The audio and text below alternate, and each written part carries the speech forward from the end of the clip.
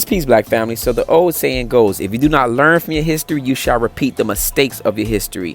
Check out a few times that mythological stories and real stories actually repeated themselves on the island of Haiti. So number one would be the fictional character, the savior that we all know as Yahshua, aka Jesus. So as you may know, Jesus was a person who fought for his people and died for his people, and ultimately the Romans put him on the cross for his people to see him get tortured, etc., etc. Now fast forward thousands of years later, Haiti is being occupied by the United States from 1915 to 1934.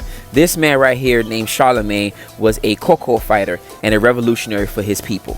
But the United States was having a hard time dealing with the fighting style of Charlemagne and his rebellions until they got this man right here, Jean-Baptiste Coizet, to trade him in for a pound of silver and gold. Yes, this sounds like the story of Judas as well. And ultimately, they end up unaliving Charlemagne and putting him on this type of cross thing and then displaying him in front of his people to see what happened to him.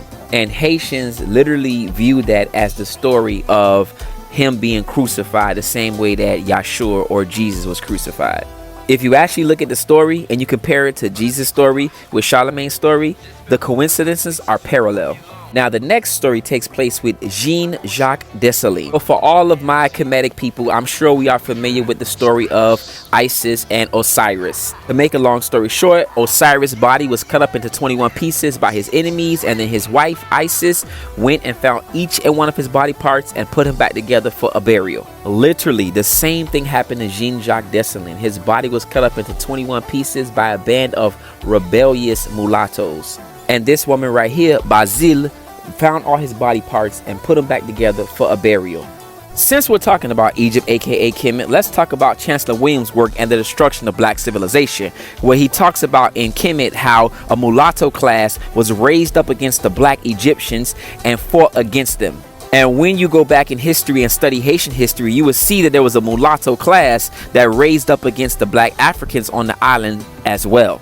So the same thing that happened in Egypt, aka Kemet, with the mulattoes fighting the blacks, happened in Haiti as well. Are you familiar with the story of Moses and how he drowned all the Egyptians as he crossed the Red Sea? Well, what if I tell you there was a massacre that took place in the river in 1937 that resembled the story of Moses crossing the Red Sea?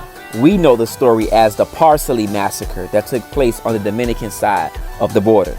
Poisoned our water supply, burned our crops, and delivered a plague unto our houses! He did? No, but are we just gonna wait around until he does?